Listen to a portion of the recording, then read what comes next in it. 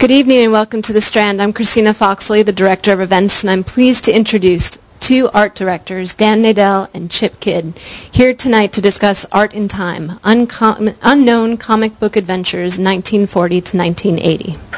In its A- review of the book, Entertainment Weekly calls Art in Time a gorgeous volume that rescues, a gorgeous volume that rescues from oblivion an array of fascinatingly offbeat comics in a variety of genres. Nadel offers plenty of biographical details and brisk art criticism that make these riotous pages even more thrilling to rediscover. Dan Nadel is the art director and editor of Picture Box, the Grammy Award-winning publisher and visual culture studio based in Brooklyn. Joining Dan tonight is Chip Kidd, the associate art director at Knopf, novelist, and leading force behind the Pantheon Graphic Books program, which includes the work of Art Spiegelman, Chris Ware, and Marjane Satrapi. Following their presentation, Dan and Chip will be happy to take your questions. I'll be walking around with this microphone, so please wait for that before you speak. And they'll stick around and sign copies of their books for you, which you can purchase downstairs on your way out of the store. Please join me in welcoming comic book aficionados Dan Nadel and Chip Kidd to the Strand.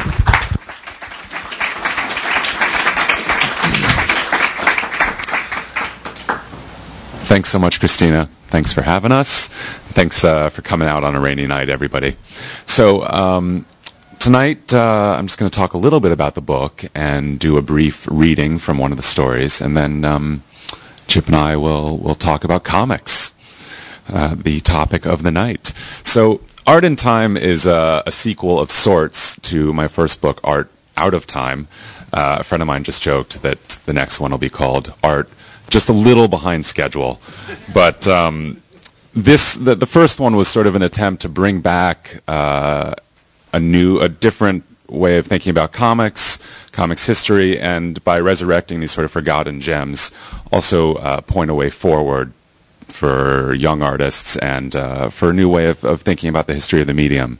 The new book is more of a companion. It focuses only on adventure, which is broadly defined for me to include superheroes, horror, sci-fi, psychedelia, crime, and nostalgia. So these are just some pages from the book, and you can just keep flipping through them. These are cartoonists who worked within the medium, but were obscure and did all kinds of adventure stories, but also cartoonists who became famous for an iconic character, like Bill Everett for Submariner. That was Harry Lucey, who became anonymously famous for Archie, also H.G. Peter for Wonder Woman, and Jesse Marsh for Tarzan. So the book kind of spans both ends of the spectrum. Cartoonists who did innovative, very distinctive work in adventure comics and were forgotten, and cartoonists who had a sort of fame, but not for, in some cases, not for their best work, actually, for work that overshadowed their own talent. So that said, I want to talk a little bit about Kona. In the early 60s, and for a lot of comics history, there was a sort of fascination with jungle characters. There was Kona, there was Turok, Khazar, all these great rocky names. This was Kona, who was published by Dell, which at that point was desperate for new high-concept stuff, so of course they turned to the venerable jungle character.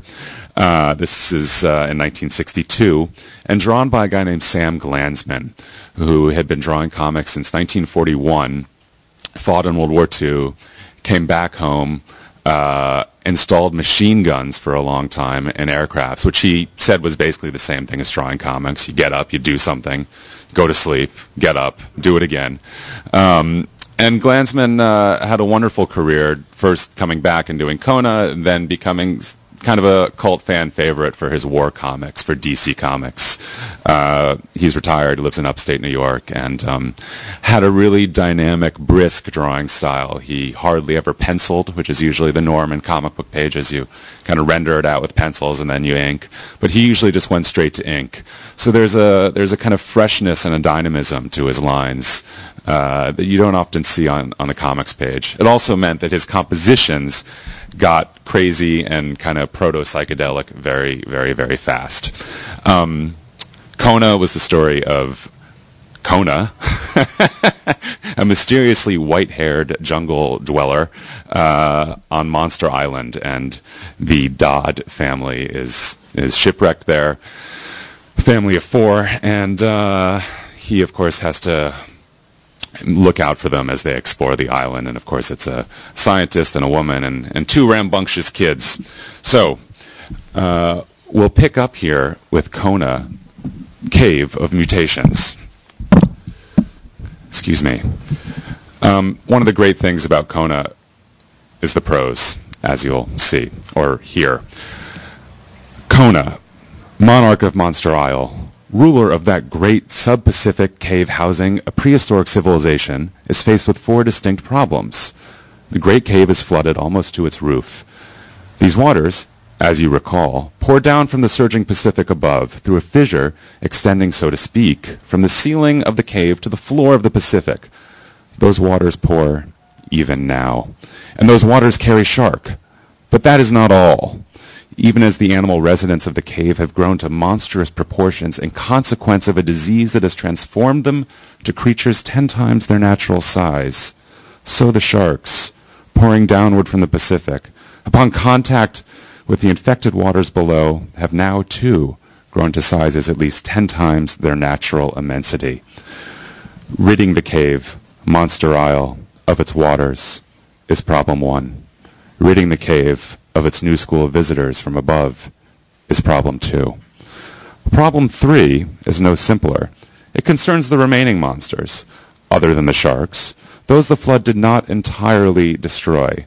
And problem 4 is bringing order to chaos, building anew over the ruins of destruction. So who wrote this?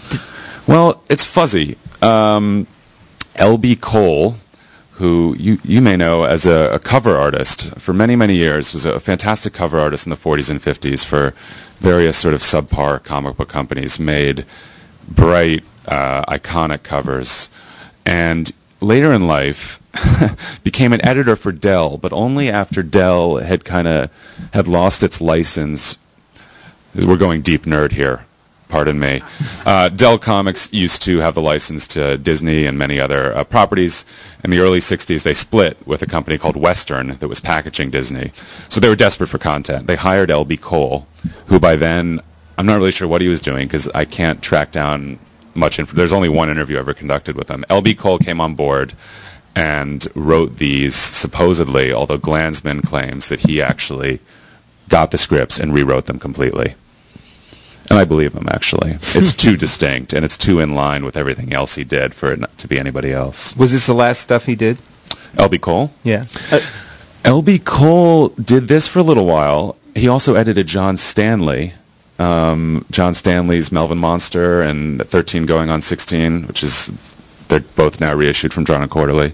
Did this, retired, did cover recreations until he died. Apparently a very cranky guy, as many old comics guys were, and quite a good businessman by all accounts. So I think Glanzman wrote them, basically. Yeah. Carry on. Oh, thank you, Chip. Let's see. So Kona has to solve some problems. I'll skip that expository text. Go to the next one. Now they begin the fight. Direct combat was obviously useless. What success can the ant hope to enjoy against the eagle? Can a mere wasp hope to overcome a dragon?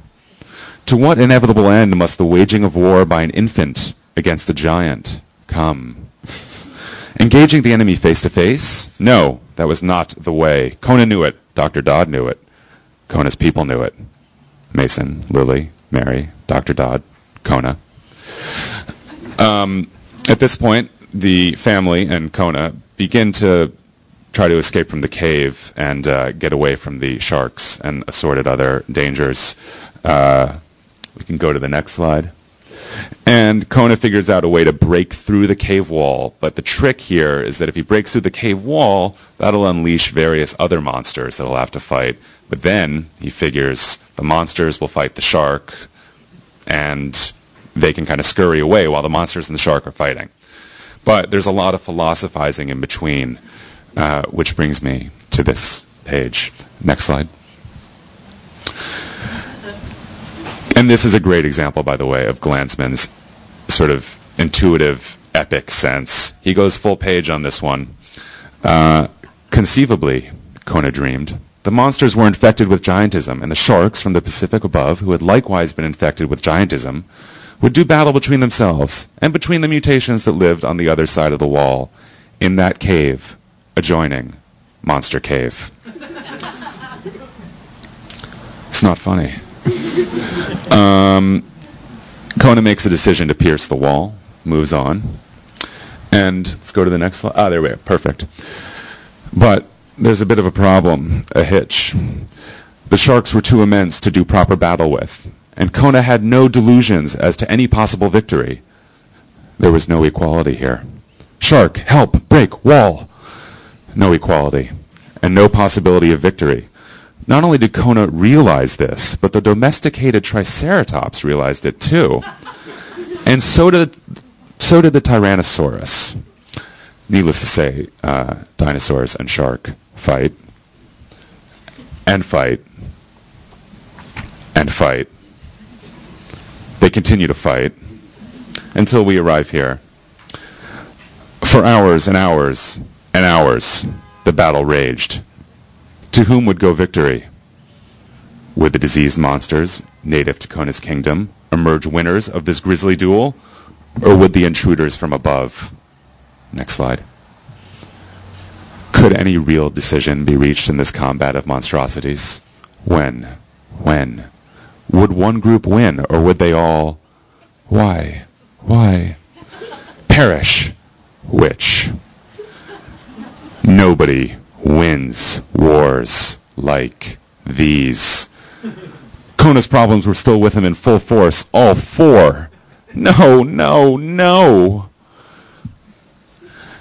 Maybe nobody does win wars like these. Maybe everybody does wind up a loser in wars like these. Nonetheless, some new approach was imperative. Must find a way out. Now. Must break that wall. There was no choice now. While the beasts below engaged in this frenzy of combat, Kona, monarch of Monster Isle, decided in behalf of the final push through. It was now or never. Now. And needless to say, he pushes through. Next slide. And finds that. But that, you'll have to read the book to find.